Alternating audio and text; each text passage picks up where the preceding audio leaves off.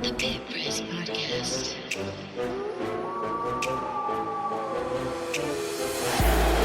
Reynolds launches from downtown. No. Van Horn, no. And that's it. New Mexico with it.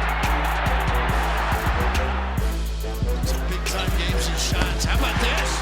Where have you been? MC knocking him down twice.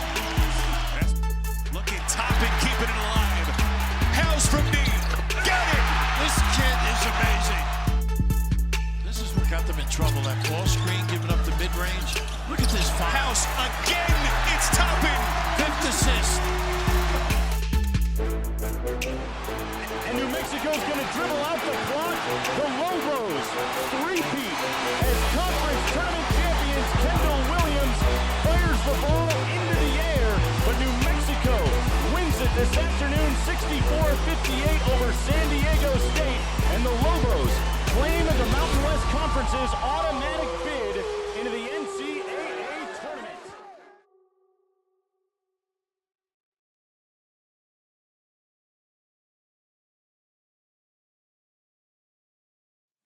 Welcome back to another episode of the Pit Press Podcast. My name is Ryan Tamori, and we are going to get into Tuesday nights, or for continuity, Tuesday nights. Last night's 91-73 UNM men's basketball win over the Wyoming Cowboys. Another Cowboy team gets beat. Bad joke. And why did I turn that on there? There we go. Okay, perfect. Hey, the usual suspects joining us on the podcast, and always I'll start with him tonight since Eric's off traveling the Southwest. He's a Lobo fan since 1970 and the voice of the Western New Mexico Mustangs. His name is Mr. Ed Nunez. Ed, how are you doing? Oh, and I got you on mute. Let's try that one more time. How you doing? Yeah. Stop with them Cowboy jokes. Now, I'm glad the Wyoming Cowboys lost, okay? Now, I get the Dallas Cowboy references. I'm sure my good friend Jacob Neff gets them too, man. Still a stab in my heart. But, Rick, hey, man, your 49ers are in the Super Bowl. So, hey, you know what? Good luck to them. And I'll definitely be watching. But great win for the Lobos last night. All right. I'm going to go to Rick. He's in the Bay Area, and he's surviving, and we're happy about that. He's a two-time offensive state lineman for San Juan, Mendoza, and the St. Pius Sartans. And he played for Damian Segura at St. Pius. Mr. Richard Thompson. Hey, man, how you doing? I'm good. I survived both the storms over the past week, and I survived 4 years of playing for Coach Segura, so I think I'm going to live a long time if I can survive those two challenges. I'm fired up, man, and happy to be here. And he's also somebody that played for Damian Segura. Nick, I don't even know if you won a state title. I learned that St. Pius won 3 in a row in 06, 07, 08. I did not know that. You are also a voice on ProView Networks. Mr. Nick Nunez. Nick, how you doing? Good evening, guys. Ryan, I don't think there's a shortage of Cowboy jokes. The Cowboys are the easiest team to bag on, and I agree with Rick. If you can survive even a couple years with Coach Segura, you should do okay in life. So happy to be here. Happy for a Lobos win. And you can follow him at NM Sports Capper, Mr. Jacob Neff. Hey, man, how you doing? Doing good, Ryan. Pumped up about last night's game. Glad to see that. And to reference those commercials they were showing last night, the world does need more Cowboys. Go to the University of Wyoming. Hey, we want to thank Hey. I didn't do it. And hey, we want to thank our sponsors. I love Will Ferrell as Harry Carey. It's fantastic. I'd eat the moon if it was made of barbecue ribs. Looking for a place to watch the Lobos when they are on the road, head over to Turquoise Desert Tap Room, only a few minutes away from the Santa Ana Star Casino. Catch the Lobos, other college football games, college basketball games now, NBA, NHL. Head over for food, drinks, and football. Turquoise Desert Tap Room also serves local brews on tap. Find them on Facebook, Instagram at Turquoise Desert Tap Room. And I went through puberty during that ad read. I apologize. At Turquoise Desert Tap Room. Losing my voice. And Abrazo Homes. They are Lobo owned and Lobo operated, and a proud supporter of the University of New Mexico Athletic Department and its student athletes. Join the movement and help Abrazo Homes build momentum. by contributing to the 505 Sports Adventure Foundation. Our buddies over there, Kurt Roth, Drew Herrick, or the UNM Lobo Club. When you buy an Abrazo home, you become a part of the Abrazo Familia. Looking to build the perfect home in New Mexico? Find them at abrazohomes.com. Something I'm trying to do before we get into really what the meat and potatoes of this podcast is just other news around Lobo land. Football. The University of New Mexico football program and brand new head coach Bronco Mendenhall added 2 more high school signees. Today was National Signing Day to the class of 2024. This brings UNM's total roster additions to 24. I'll be honest, this is my opinion. I don't keep up with this stuff, so I don't know. I think a couple of you guys, I know Ed probably would be able to tell me this. The 2 signees include local athlete Elijah Brody, who I know is a very good quarterback at West Mesa High School in Albuquerque, and receiver D'Angelo Mays from Syracuse, Utah. The 2 high schoolers pair up with Las Cruces native John Sierra and Skylar Wooder of Tucson, Arizona, who were both all signed in December. UNM has 4 high school recruits to this class. And Ed, I might jump to you. You know a little bit about Elijah Brody, Elijah Brody, right? Yeah, I do. One game that that I called his, he was responsible for 6 touchdowns passing and 2 running. Phenomenal athlete, left-handed quarterback. I don't know that UNM plays him as a quarterback. He's committed to Eastern. Eastern New Mexico is a pretty good program in the Lone Star Conference. And then about a week later, his dad, Landrick Brody, a former Lobo, he decommitted to Eastern and signed with UNM. So I don't know what position he's going to play. They've got Donovan Dent here, quarterback, but he's an athlete, and he's also a member of the West Mesa basketball team, and I'll see them on Saturday as they take on La Cueva. So a good athlete, and I think he's going to help New Mexico out somewhere. They didn't say what position he's going to play, so we'll see.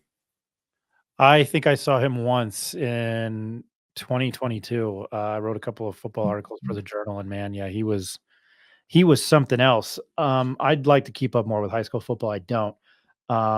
Women's basketball, UNM lost today. They played a matinee in San Diego State. They lost 60-53. It was a late 10-0 San Diego State run that really was the difference maker in the game. Nia Wilson still continuing to have her phenomenal season. She scored a game high 21 points to go 7 rebounds and a career high 6 assists. Vinay Cumber recorded her 3rd double-double this season. She had 10 points and a game high 11 rebounds. So, I thought I wrote it down, but they are still pretty well off in the conference. I think they're 7-4 and 8-4. They've still had a good season. I think 16-8. I know I'm thinking. I thought I had written it down there, but just for time's sake. And finally, baseball, Lobo baseball. Nick, I know you're amped. Lobo baseball starts next Wednesday, February 16th, against Oregon State in Surprise, Arizona, in the Sanderson Ford College Baseball Classic. So just news around Lobo land. One thing I had. Go ahead, Rick. I'm starting the call early. Get the NIL boosters ready for Bella Hines. I want Bella Hines to stay at UNM and be a Lady Lobo. If that happened, that would be the biggest signing the school's ever had. So also check her interview out on our other podcast that Nick and Ed host, Road to the Pit. Great young basketball player at El Dorado, making national news, and I would like her to stay as a Lobo. So let's get our pocketbooks out. That would be fantastic. Thank you, Rick. You should be a paid spokesman more. That was great. We're going to last night's basketball game, men's basketball game. UNM beats Wyoming 91-73. I am going to start here with one highlight, courtesy of the Mountain West Network. And I was trying to effort something from KOB with a fan and his intro or his thoughts on the season. It was fantastic. It was on Johnson Field. Jacob, we watched the game together last night. I don't remember listening to the sound, but you see why I don't like to knock people in this profession, because I've made my mistakes, but holy moly. Here's Amzil from a 3 on the Mountain West Network.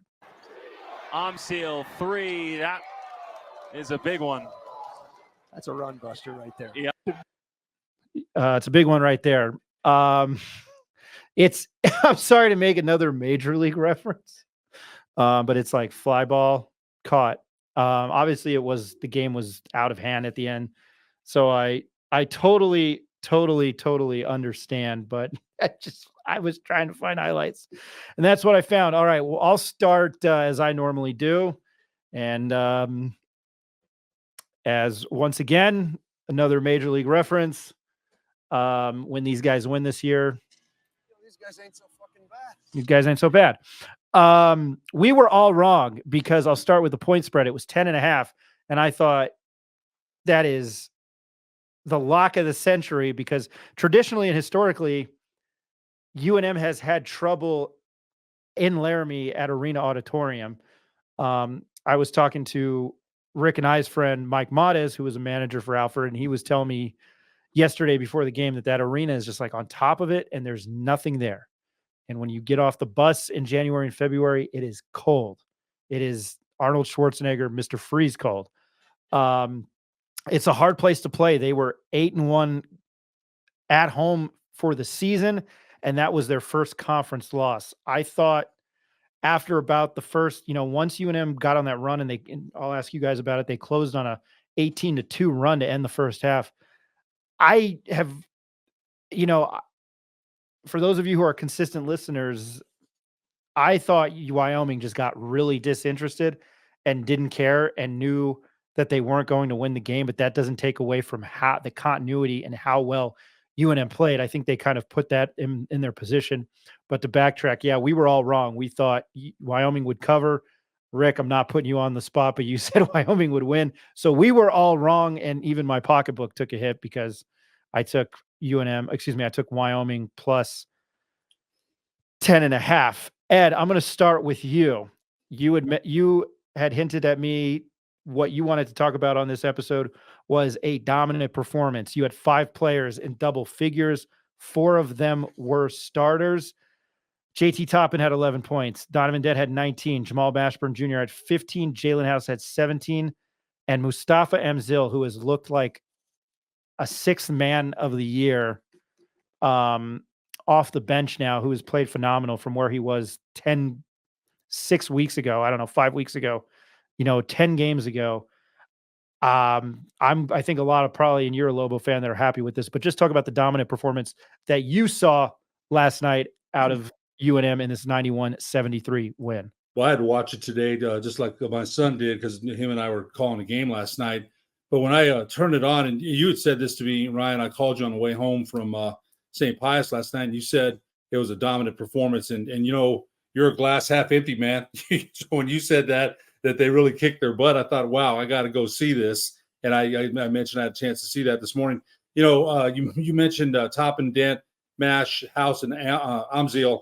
Nelly, quiet 8 points and 10 rebounds. And the color commentator last night kept saying this. He's too strong for Walters, or he's too strong down there. They can't block him out. There's nothing they can do with him. Not a dominant performance, but still, he got 10 rebounds, which is important. Toppin with another double-double, 8th double-double to break Tanny's record, 11 and 13 rebounds, and the block he had. So I think, one of the plays that they had on this 18-2 run, the ball never touched the floor. I think it was Mash to Dent or Dent to Mash on a beautiful pass, full court layup. When they're playing like that and they're playing downhill, it's very hard to stop them once they get that kind of momentum and confidence. Even the shots that Amzil missed were right on the rim. You're thinking when he's shooting it, remember we talked about earlier in the year, shooting mechanics. He's squaring up to the basket, following through. The shot looks beautiful even when he misses. So I thought he played a very good game. One thing we didn't mention, True Washington didn't play very much. He got in and made one beautiful move on the right baseline with that left hand, though. Man, I was like, wow, what a shot. But he hasn't played much, and with those guards playing the way that they're playing, they don't need him to. But again, he's still a weapon that that can come in and give him. I think he's averaging 9 off the bench. He's still a force when he gets in there. So I thought I was very, very pleased with the way. In fact, I said this more than once when I was watching the replay. Wow, gosh, what a play! They made a lot of plays that were just in transition blocks. Dent, how good was Dent? We talked about him. 8 of 13, 6 rebounds, 7 assists. One thing I was listening to on the talking show with Kenny Thomas last night, something that might not have been mentioned. House 8 rebounds. He thought the guards needed to get in and get some rebounds. And House got 8 of them last night. He's playing downhill. He played a very, very good game, and the confidence on the road. He loves to jabber with the crowd. And you know what? I thought the other thing that UNM did. There's only 3,000 people there, but they make noise when they're playing well. Wyoming, their worst home loss in 3 years. I will cut one more point, but I think Baker 2 of 3, 2 big threes. So if you're Jeff Linder, the Wyoming coach, you're saying get the ball out of these other dudes' hands. We want him to shoot. He comes in and hits 2 in stride, and part of that 18-2 run to really knock them down the hill. So that I was very pleased with the way they played. A big win, and I was wrong too. I said by 5 points, and they 91 to 73. They had a really good game. I was very pleased. Nick, I'm going to go to you on that. You brought the attention to the 8-2 run. Just your thoughts on that dominant performance. Yeah, 18-2 to end the first half, and you really saw it was after the 8-minute timeout in the first half that Donovan Dent really started taking over in the pick and roll. I think they hit 2 threes after that 8-minute timeout. One guy that came in and shot the ball really well, Jamarl Baker Jr. My dad mentioned it. True Washington, only 9 minutes last night. I think we've seen this the last 2 games from Coach Pitino. I think he's going to trust the experience of Jamarl Baker, and if he's shooting well, I mean, that can only help. So I thought that 18-2 run really set the tone for the game, Ryan. Wyoming cut it to 13 with close to 6 minutes, but then Amzil hit that 3 as he played that soundbite. And no, once they went on that 18-2 run, they just didn't look back. Rick, I'm going to go to you. I think I always think about what Jay Billis said last year when you're picking your bracket, and I've always mentioned it, but it sticks in my mind. If you're going to pick a team, it is who has the better out rebounding numbers. Rebounding wise, Wyoming, UNM out rebounded Wyoming 51 to 35. I don't know. I can't remember the last time I saw that, like a difference like that. At least looking at the UNM stat sheets this year, it's kind of somewhat even, but 51 to 35, I would say that leads into a bigger portion of why they won so dominant last night. Yeah, 51 rebounds, much over their average of about 39 or 40 on the season.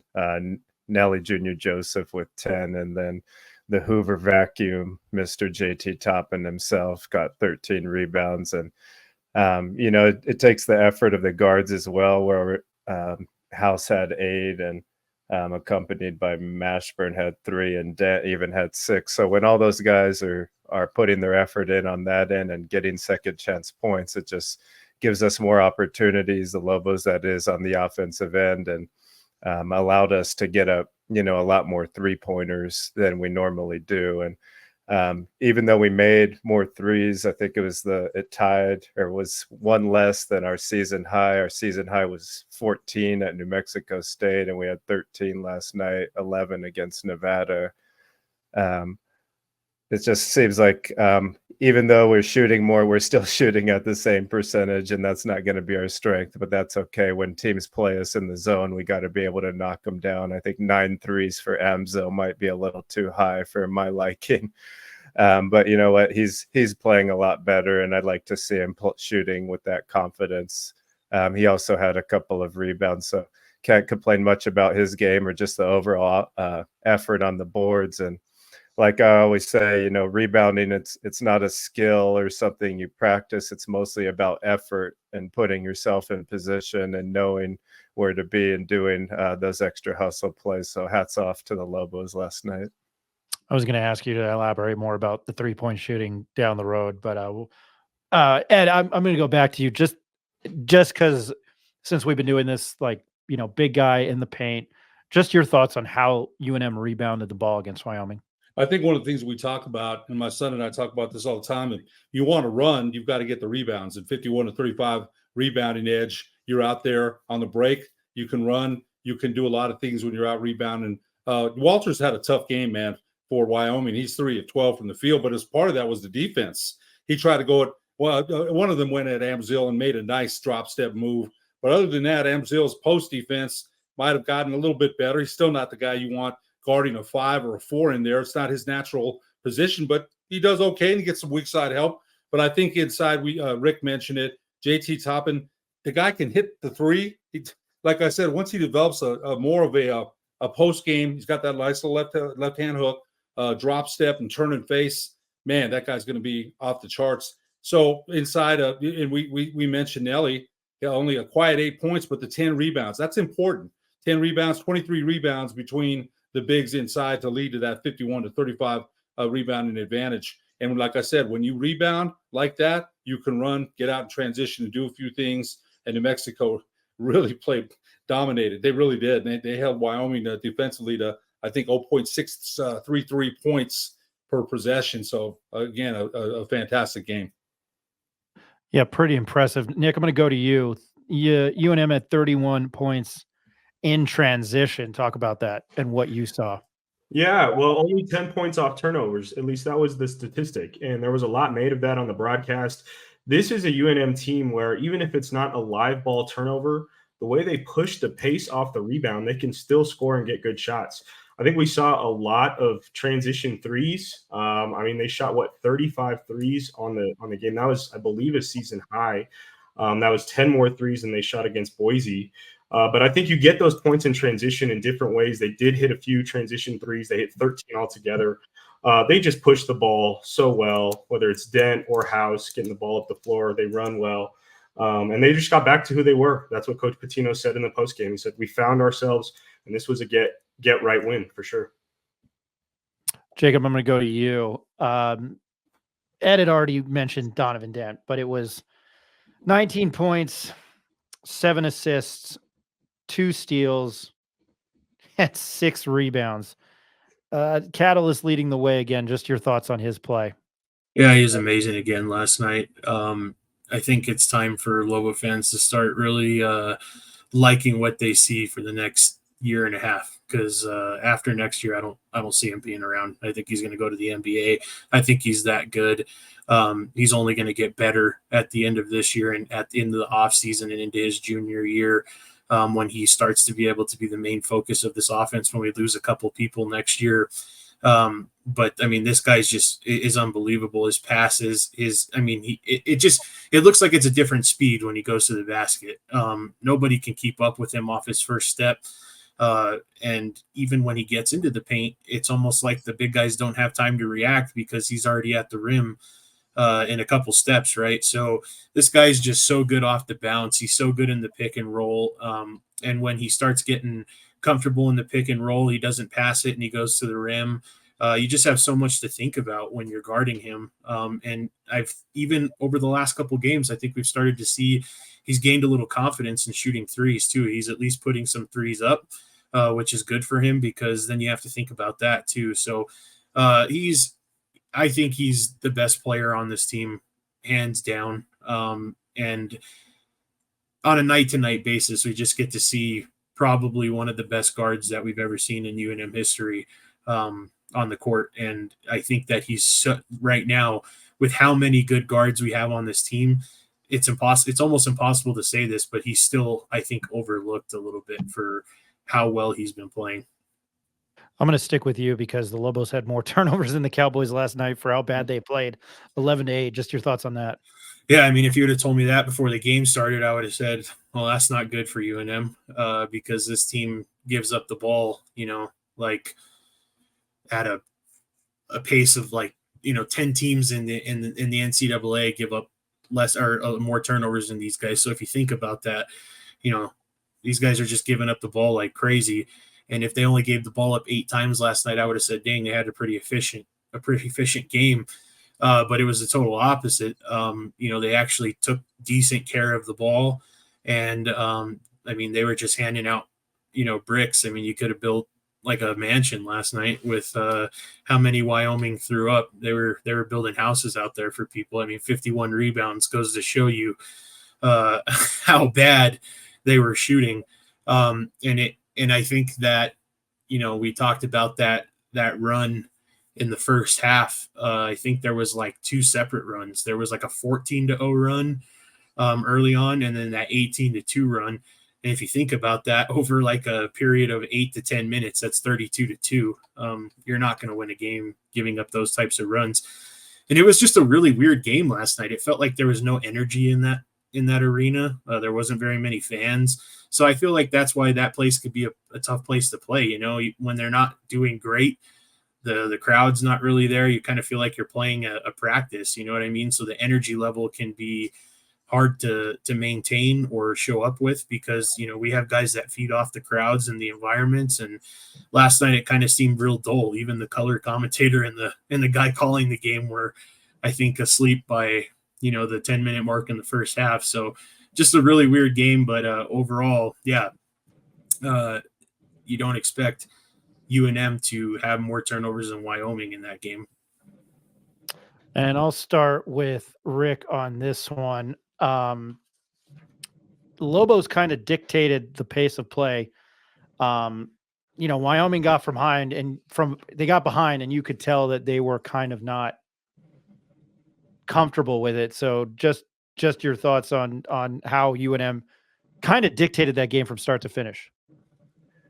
Right. I mean, it was close for about the first 10 minutes until they opened that run. And, you know, like Jacob was just saying, they got to keep shooting those shots, even though they're not making them. They were 6 of 26 from 3. Griffin finished 2 of 9 for 3, 7 of 17 for 19 points and 5 rebounds. Cott only had 13 points. Walters was 3 of 12 for 8 points. So, I mean, they're big guns were not really firing last night. And when you take their best offensive players out, they really have no other weapons that I saw on that team. So UNM was just able to knock down enough threes in transition. And like Jacob mentioned, the pace of the game was just a little bit odd because UNM turned it over a great amount. And that's probably why it was so close in the first 10 minutes. And then they kind of tightened it up. And when they faced the zone later in the game, they were still able to score. And I just wanted to hit on a little bit more Donovan Dent trivia here that Jacob was nailing. And there was just a nice article today by Dickie V. Vitale himself on ESPN about his 5 favorite point guards in the country. And one of them is Isaiah Stevens. And when I look at Stevens' numbers, Dent's numbers are almost identical to Stevens. He maybe averages 1 less point and 1 less rebound, but other than that, Dent's numbers are almost up there.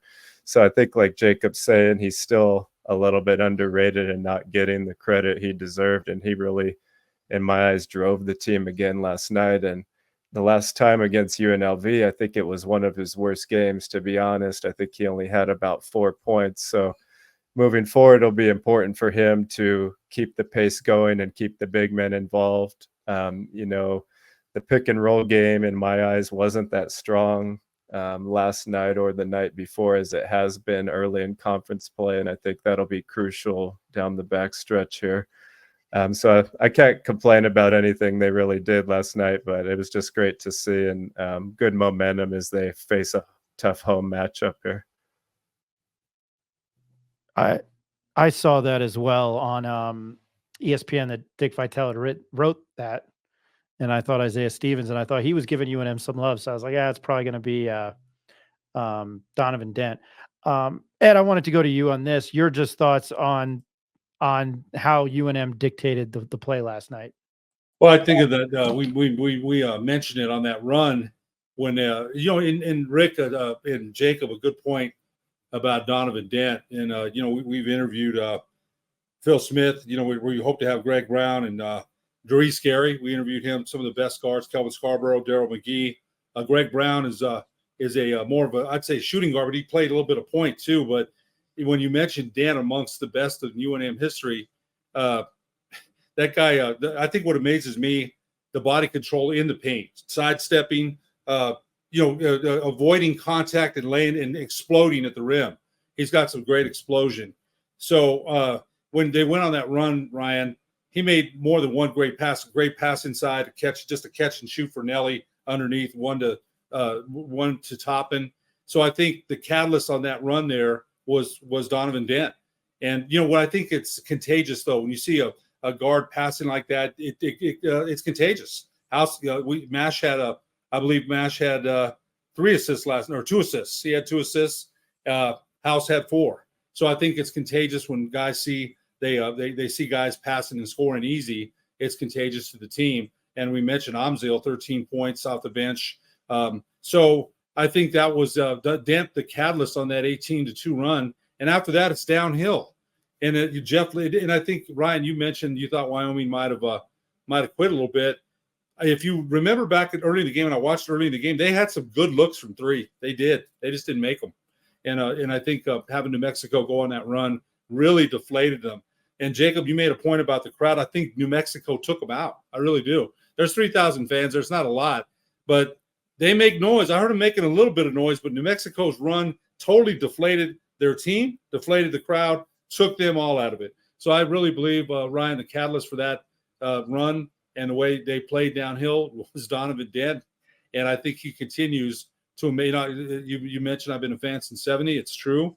And I've seen some great Lobo guards, and that guy's, again, his 4.8s, when he's in the paint, you can almost guarantee something good's going to happen. He's going to shoot and rise over you or make a nice pass, pick and roll. His efficiency inside that paint is unbelievable. Nick, I just wanted to get this one. I wanted to get everybody's thoughts. Just what you thought that UNM did to make Wyoming uncomfortable. Yeah, one thing that stood out to me was UNM's ability to defend the post one-on-one. Wenzel and Walters and Powell just were not really a factor inside. My dad touched on that earlier. But if you watch it, JT Toppin and Nelly can guard those guys one-on-one. UNM did not have to double the post. Wyoming shot 6 for 26. Rick pointed that out. And when you don't have to double, the recovery is a shorter time. UNM was able to play pretty efficient half-court defense. That being said, I thought Wyoming missed some open shots. We talked about that. Brendan Wetzel was quoted in the Casper Star Tribune talking about how frustrating it's been just because they missed open shots. And some of them, they just missed open shots. But, I mean, all in all, I think it was a good defensive effort for UNM that set the tone. Rick, were you going to say? Go ahead, Rick. I just wanted to mention, UNM was able to still generate points even though they didn't get a lot of turnovers. The first time UNM played Wyoming, points off turnovers were 28-0 for the Lobos. Game 2 last night, it was tied 10-10. So last few games, Lobos haven't been able to really get out in transition, but this game they were still able to manufacture points. So that's good looking forward. Rick, I'll stick with you because JT Toppin, his 8th double-double, he breaks Kenny Thomas's record. He has 13 rebounds. He's got 2 steals, 1 assist. I mean, just your thoughts on his play. I don't want to ask the question, but do we think he's having a better season than Kenny Thomas, which is, I know, a high standard? Well, it's hard for me to remember exactly the memories of Kenny. I have watched some highlights, and I do remember the buzz of the city while he played here, and the numbers, obviously, and his legacy can't be forgotten. But if we're just talking about freshman season, I think Toppin's points might be a little bit lower, but Toppin's showing that he has the full game. I mean, stretching it out from three-point land. Mash mentioned in his interview yesterday after the game that JT doesn't even understand how good he is, and that, his next, level of basketball is going to be professionally somewhere, wherever he chooses that to be, and how hard he works. So I think that just says a lot when your teammates see that in you. And, the other stat I wanted to pull up is that he's, in contention for this year in terms of double-doubles is double-doubles by Mountain West Conference players this year.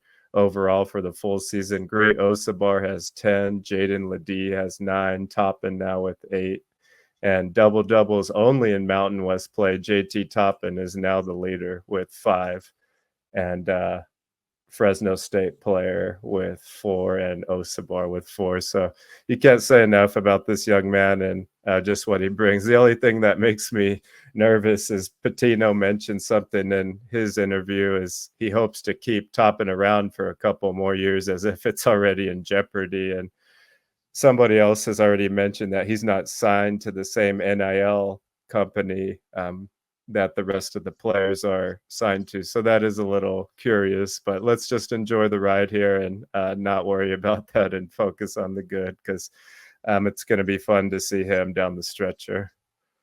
I'm going to go to Jacob on this one. I know we were all talking about JT Toppin, but how how well Jalen House has played. I think he averages the most steals per game. He's now on the Naismith Defensive Player of the Year watch list. That's a big accolade. Jacob, just your thoughts on Jalen House and how I still think he's in contention probably for Player of the Year in the conference. Yeah, I mean, his defensive output on a night-to-night basis is, it's super impactful for this team. Half the time, it leads to, their quick starts, their efficient offensive play because he's leading out breaks on steals. For the most part, he's kept it pretty much under control for the last, 6, 7, 8 games in conference. We haven't really talked anything really bad about him besides the fact that he had an off shooting night, which is going to happen. But he hasn't made any of those, bonehead mistakes like he's done in the past. And I think it's because, he's starting, I don't want to say he's starting to mature in that area, but I think he might notice now how big of a catalyst he is to this team, because whenever he starts to show his frustration or his frustration comes out, he can see how, the team comes off the rails in some certain situations. So it's great to see that, because it also shows, we've been talking about this on the podcast now for a couple of weeks. It's more, the national attention's there. I mean, if Jalen House is getting onto the Naismith Defensive Player of the Year award, it's not just because the stats prove it. These guys have been on national TV quite a bit this year. And you've seen, great announcers like Rafferty say, this guy's one of the top 5, fun players to watch in college. So, it's not just the stats, it's people are, actually see how he's playing. And, he's obviously a huge part of the success that we've had so far this year, and why UNM's defense has taken such a huge uptick this year from last year, because of the way he's gotten the team to buy in and how he's such a leader on that side of the ball. Nick, I'm going to go to you on this because somebody I don't think we've really talked about is Jamal Mashburn Jr. It's almost like it's gotten quiet. He was 4 of 10, but 2 of 4 from 3. He hit 5 of 6 free throws, and then he had 15. He had 2 assists. He oddly had 4 fouls, but I mean, that's kind of quiet for him, right? It seemed like it, but I thought his shots were pretty timely. He had that and 1 3 that went in, and then he hit another 3 that the commentators talked about.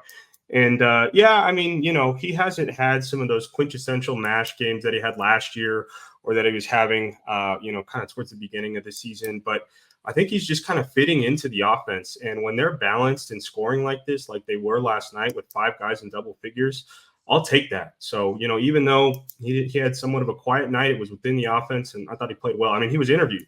Jeff Grammer did interview him after the game. So. Yeah, well, I kind of jumped all over there, but I'm going to go to Rick on this, and I had it written down. I didn't mean to skip that just because of talking about the guards, but more defense. 10 combined steals and blocks. Just your thoughts on that defensive effort again.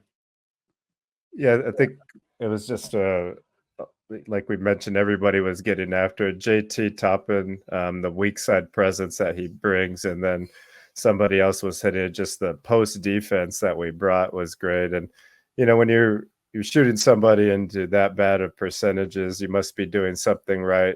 Challenging shots, getting out, putting them in an uncomfortable step back 3-point situation. So I don't think we have to question the Lobos defense moving forward. It's something they're going to carry with them on the road or at home. It's more a question of how are they going to generate offense when they're not getting it in transition. So just a great defensive effort, and looking forward to UNLV. It's going to take, effort of both the bigs and guys on the outside, because they really have the inside-outside presence that killed the Lobos in the last time and led to the loss at my eyes, with the Boone brothers kind of playing the high-low game, tossing it back and forth to each other, doing whatever they wanted until the game was over. So definitely need them to lock in and just stay disciplined like they were in this last game.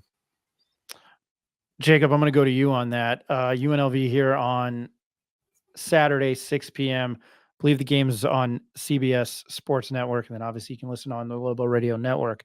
UNLV has been up and down. We've talked about them. I think they're kind of exciting to watch with some of the players they have. What are your thoughts coming in, and then your obviously prediction for the spread? Yeah, my thoughts on this game is this is a game where, we've been saying this too, so it gets probably redundant to the people listening, but this is a game that you could slip up on easy. They've been up and down kind of all over the place since we played them. They have a really good win or a really good game against Colorado State, and then they get blown out by 30 at home to Air Force, and then, bounce back with a couple of wins. So they're kind of all over the place. They're not really playing consistent basketball, but this is a team that on a night-to-night basis, just due to the amount of talent that they have, they could show up and bite you. I think Whaley has really, turned into a solid guy off the bench there in UNLV.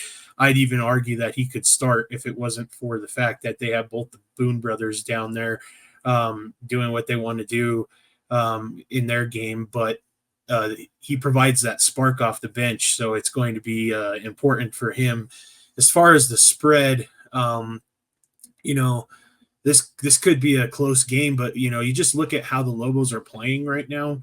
If you take away the Boise State game, I mean, these guys are just blowing people out of the water, and so the spreads have inflated quite a bit. And knowing that this game's in the pit, and UNLV hasn't really been great, if I had to take a stab at the spread right now, I'd probably say it's like 11 or 12. And that's just going to be because, the way that they're playing at the pit, the way that they've been playing in general against everybody in the conference, and they just had one slip up.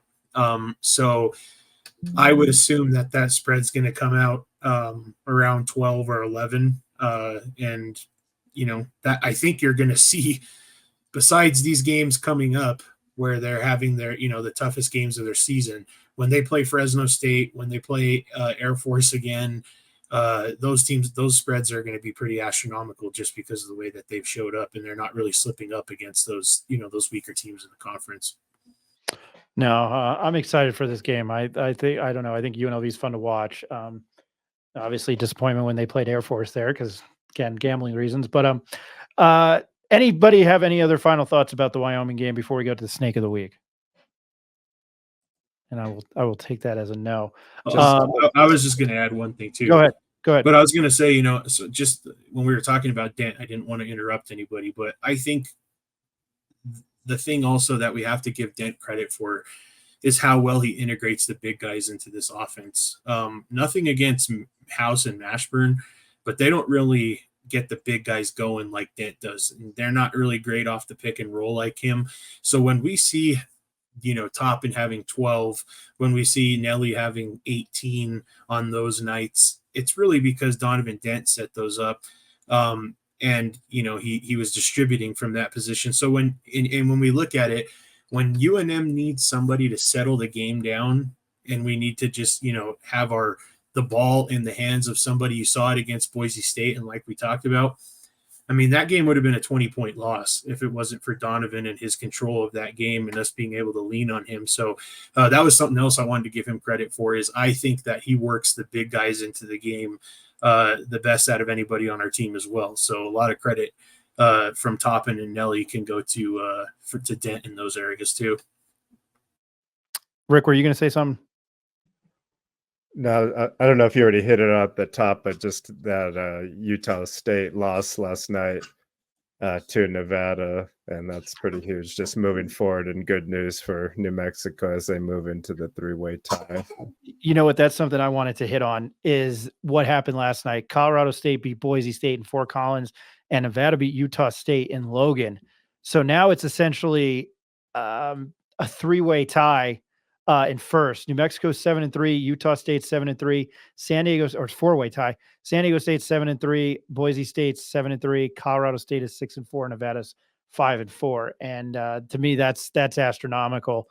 How crazy that all of that's jumbled in together.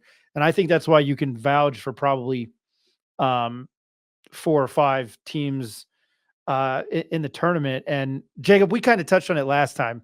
And you kind of went on a rant, but when you beat your Nets 19 or 18 like that, and your Ken Palm's like 20, you should be better. just to reiterate, I don't want to talk about the same thing, but you should be more than an 11, the first four in, especially the last four in, and just how this team, I mean, I know you kind of taking a crack at Jerry Baum, but Lenardi's giving him attention. Mike DeCourcy's giving him attention, but I feel like they're not, even me. They're not. It's like disrespect. We talked about that on the last podcast. It's disrespect for the last four out in Dayton. Yeah, I mean, I would say they look pretty good for a last four out team last night. You keep beating teams by 20 points, and you just have one slip up at home to a team that was projected to be one of the top three teams in the Mountain West. Yeah, I still think that's probably one of the craziest things I've seen in the season. You're looking at teams like Kentucky.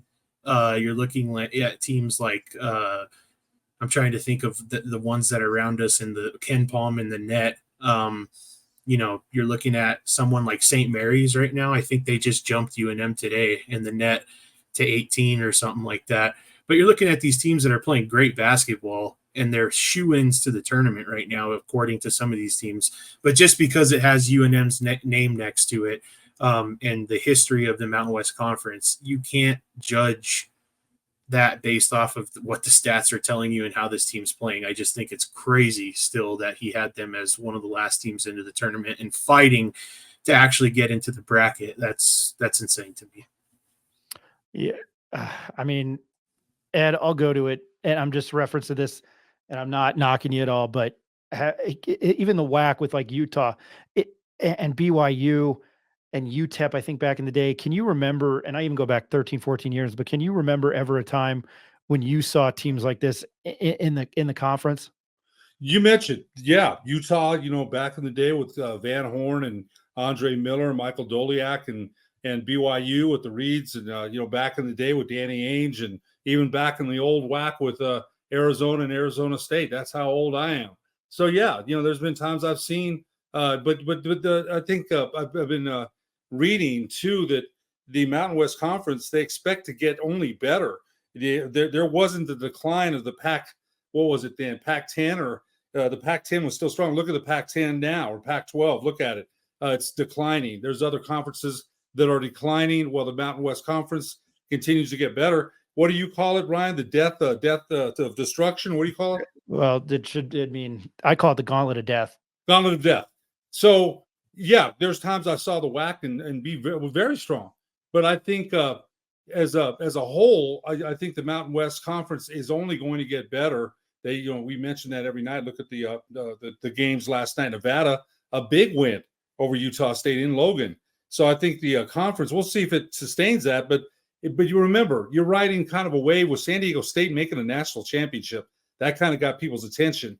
And now with the way the conference is looking, and you've had teams ranked, Colorado State, Utah State, New Mexico. You've had some teams ranked in the top 25 all season long. So I think the conference itself is only going to get stronger. Nick, I wanted your thoughts on that. Oh, sorry. You're on mute. Oh, there you go. No, I think just the last few years, Ryan, we've seen the Mountain West have 4 or 5 teams make it into postseason play. I think we want to see the Mountain West make consistent runs in the NCAA tournament. We saw San Diego State in the championship. Obviously, us as Lobo fans on this podcast, we want to see the Lobos make the Sweet 16. But how competitive this conference is, we just beat each other up, and we're hoping we can get a few at-large bids, get 4 or 5 teams in the tournament this year. Yeah, I was, I couldn't sleep last night because I was watching St. Mary's and Pacific. Yeah, real daunting stuff. And I was actually going back through time. I was on Wikipedia, which isn't a good thing to be on, but I was trying, I was back looking at the early 90s because I'm always fascinated by those running Rebel teams under Tark, especially when they got good. I mean, Rick will probably love this, and I'm sure he's probably aware of it. I love those late 90s Knicks teams with Larry Johnson, Charlie Ward, Chris Childs. Those were my teams. And I love Larry Johnson and Stacey Augmon and Greg Anthony. I mean, they were called the Unbeatables, and Duke got them in 91. So I'm always that's what I love. I love the history of stuff. So, but with that said, I want to turn to Snake of the Week. And here's Snake. This is a snake of the week, bro. It can be whatever you want. It could be snake of the game, snake of the week. But I am not choosing UNLV basketball because I always try to be different on this podcast, even though it's probably not funny. Is the guy who climbed on the sphere in Las Vegas at Super Bowl week. He's my snake of the week. I absolutely love that. This is a snake of the week, bro. Jacob, I'm going to go with you with your snake of the week. Yeah. My snake of the week is going to be Donovan Dent. I can't give him enough praise, man. I think he's the unsung leader of this team. When this team's flowing successfully on the offensive end, and it's not just in transition, it's this guy setting up everything. And last night it was another example of how this guy can, stuff the stat sheet from all angles: points, rebounds, assists, steals. He's been consistent with his free throw shooting. So Donovan would be my snake of the week. Nick, I'm going to go to you. Your snake of the week or snake of the game. Snake of the week for me, Ryan. It's going to be the walk-on turned scholarship player, Daraje Agabosi. Dad, correct me if I'm pronouncing his name wrong, but credit to him. Patino talked about it in the press conference leading up to Wyoming. He's a guy that just battles Nelly and JT Toppin in practice, and to see him get on scholarship, I think is awesome. Also got to play against him a couple times at Sports and Wellness back a few years ago when he was playing at El Dorado. So glad to see him on scholarship. Snake of the week. Rick, I will go to you. Your snake of the week. I'm going with NJJ, Nelly Jr. Joseph. 4 of 5 at the free throw line was my most pleasing stat for him. He's gotten a lot better at the line. Seems like the last 3 games. 10 rebounds, 8 points. Seems like he's able to handle the majority of those dump-off passes. And, his defensive effort is there every game, even if he's not scoring. So big ups to NJJ. And Ed, to you, your snake of the week. This is a snake of the week, bro. I've got to go with Jalen House. And I think, Jacob, you mentioned Donovan Dent, and man, he's a candidate. So is Jamal Mashburn. And you mentioned the catalyst, Donovan Dent, as far as the way he leads the Lobos. Jalen House is being nominated for Naismith Defensive Player of the Year. And the last Naismith player we had, we hope he's going to be our guest on Friday, was Greg Brown on the offensive end. And I think just the gifts the Lobos have at guard with Dent, and we continue to be wowed by the way this young man is playing. And then Mash, when he's playing the way he is, and then House, and then Washington, we mentioned, didn't play very much, but that one left-handed shot on the baseline on the right side, I was like, wow, what a shot! So I think the creativity and the way they play with the going downhill, Jalen House to me was a big catalyst with that last night. So he's my snake of the week. Very quickly, if you guys just want to shout it out. I mean, I can't do it. Who do you think is going to win the Super Bowl? I cannot bet against Mahomes. It's the Chiefs. Rick, you're in the Bay Area. It's a tough matchup, man. It could go either way in my mind, and I'm not a Niners fan by birthright, I guess, by where I live now. So I'll say Niners. I got to cheer with the rest of the people here. Ed, KC. I got KC. Nick.